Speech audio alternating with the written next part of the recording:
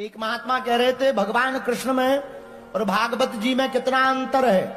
हमने कहा भैया जितना सूर्य और सूर्य की रोशनी में अंतर है, जितना दूध और दूध की सफेदी में अंतर है, जितना मिठाई और मिठाई की मिठास में अंतर है, जितना जल और जल की धार में अंतर है, उतना ही भगवान कृष्ण और मेरे पास है। मेरे प्रियजनों, भगवान तो भक्त के पास रहते हैं।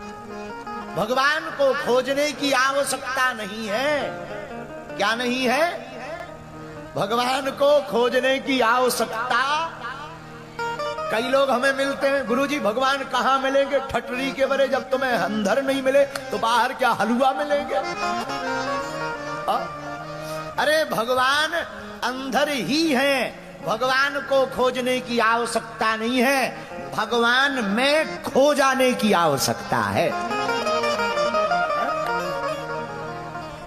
ईशावास्यमिदं सर्वम, शास्त्र कहते हैं भगवान सर्वत्र है। दूध का दही बनाना पड़ेगा, दही का मक्खन बनाना पड़ेगा, मक्खन को अग्नि पर तपाना पड़ेगा, तभी घृत निकलेगा, तभी दीपक जल पाएगा। वैसे ही भगवान सर्वत्र हैं, पर दिखाई क्यों नहीं देते? पहले मन को शुद्ध करना पड़ेगा। मन की शुद्धि के साथ आपको जो है अपनी श्रद्धा को जगाना पड़ेगा। श्रद्धा को जगा करके भक्ति को पाना पड़ेगा। भक्ति को पा करके श्रद्धा के भाव में अपने तार को तपा करके मन को भगवान के चरणों में लगाना पड़ेगा, तभी इन आंखों से परमात्मा दिखाई देगा। बाजरा की रोटी, बथुआ का रायता, हाँ, ये हमने आज पहली बार अपने जीवन में पाया है।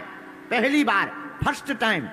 उन्होंने बड़े प्रेम पूर्वक वहां के श्री रमेश जी, शायद उनका नाम रमेश जी है, बहुत सज्जन भक्त भाव के, पूरा परिवार आ गया। उनकी बिटिया गंगा आ गई, बोली गुरुजी हम अपने हाथ से परसेंगे। हमने वहीं चील गाड़ी के एयरपोर्ट पर पाया, भैया क्या हनुमान चालीसा पढ़वाओ। स्कूल में भेजते हो, विद्यालय की किताबें बहुत मोटी मोटी होती हैं, होने दो, पढ़वाओ, पर एक छोटी सी पुस्तक हनुमान चालीसा की भी रख दिया करो।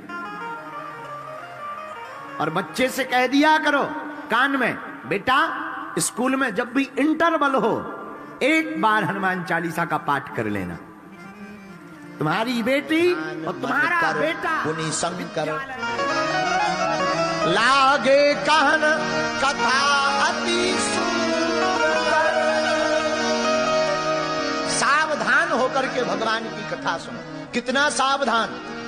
बोले जितना माताएं पुराने जमाने में, अब तो ट्यूबवेल का जमाना आ गया, पुराने जमाने में माताएं घड़ा भर करके लाती थी, तो वो कितनी भी बात करें, कितनी भी उछल कूद करके चले, पर सिर को वो सावधान करके रखती थी, कहीं घड़ा गिर ना जाए, फूट ना जाए, तो बड़ी गंभीरता से सावधानी से चलती थी।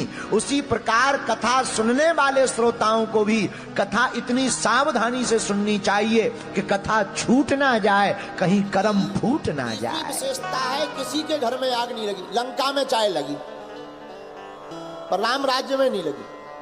आप कहोगे गुरुजी आग का क्या उपाय है? वर्तमान में सरकार तो बढ़िया अग्नि रोधक यंत्र बनाए हुए हैं, फायर ब्रिगेड की गाड़ियां हैं, क्या दिक्कत है? तो सुनो, व्यवस्थाएं होना ठीक है, उसमें कोई संदेह नहीं। और आज के जमाने में तो घर घर में आग लगी। हाथ जोड़ करके पूछो कैसे? में प्रार्थना करना चाहते हैं, हनुमान जी से कुछ सीखो या ना सीखो, हनुमान जी की कथा से एक चीज जरूर सीखो, प्रचार नहीं विचार करना सीखो। क्या करना सीखो? विचार। प्रचार नहीं, हनुमान जी विचार करते हैं। कपिमन कीन विचार, करो विचार करो का भाई, ये हनुमान जी का गुण है। हनुमान जी कोई भी काम करने के पहले विचार। मन बड़ा लालची है, समझे नहीं गवार, भजन करन को आलसी, भोजन को तैयार। ये मन बड़ा लालची है, भजन करने में तो नींद आती है, भोजन में तैयार हो जाता है। इसीलिए आचार्य चरण पूज्य गुरुदेव कहते हैं कि जो भी साधक अथवा जो भी व्यक्ति प्रतिदिन भगवान नाम का जप करता है, उसका मन भगवान की कथा सुनने में लगता है, और जिसका मन भगवान की कथा सुनने में लगता है उसको ही महात्मा के द्वारा घड़ी हो जाए, आधी घड़ी हो जाए।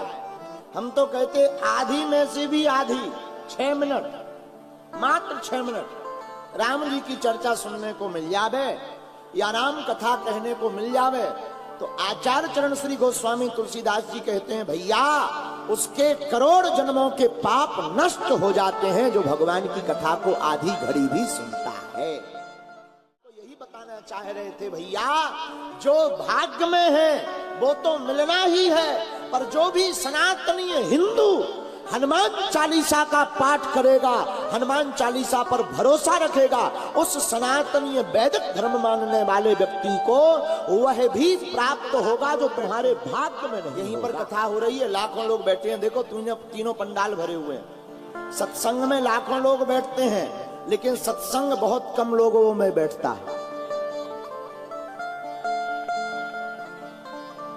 लेकिन सत्संग बहुत कम लोगों में बैठता है, और आप सत्संग में बैठे ये महत्वपूर्ण नहीं है, सत्संग आपके अंदर बैठ जाए ये बहुत ज्यादा महत्वपूर्ण है। नाथ जी का चरित्र बड़ा पावन है, इसलिए हमने आज की कथा का सूत्र निकाला है, पहले शुद्धि बाद में सिद्धि, सिद्धि से होगी प्रसिद्धि, प्रसिद्धि से होगी प्रबुद्धि। इसे पाने के लिए आप शिक्षाएं बहुत ले चुके हो। पहली शिक्षा तो ये है, दाद और जायदाद जिनके घर पर भी ज्यादा बढ़ती है खुजली होती है, इसलिए उपाय क्या है, खुजली को खुजाना नहीं है, हाथ फेर करके दबा को कराना। उसी प्रकार जायदाद ज्यादा बढ़ जाए तो दिखाना नहीं है, अब तू सत्कर्म में और दुनिया के समाज सेवा में लगाना है। दूसरा सूत्र क्या था आज की कथा का? दूसरा सूत्र भी चूर का लड्डू लाए, इंदौर का मूसा खेड़ी का चंगीलाल, पर हे बजरंगबली बागेश्वर वाले हनुमान जी महाराज बिटिया की नौकरी लग जाए, महाराज मकान और बन जाए, वो गाड़ी पुरानी हो गई, एक ठैया फॉर्च्यूनर और ले जाए, ठटरी के बरे न कटा।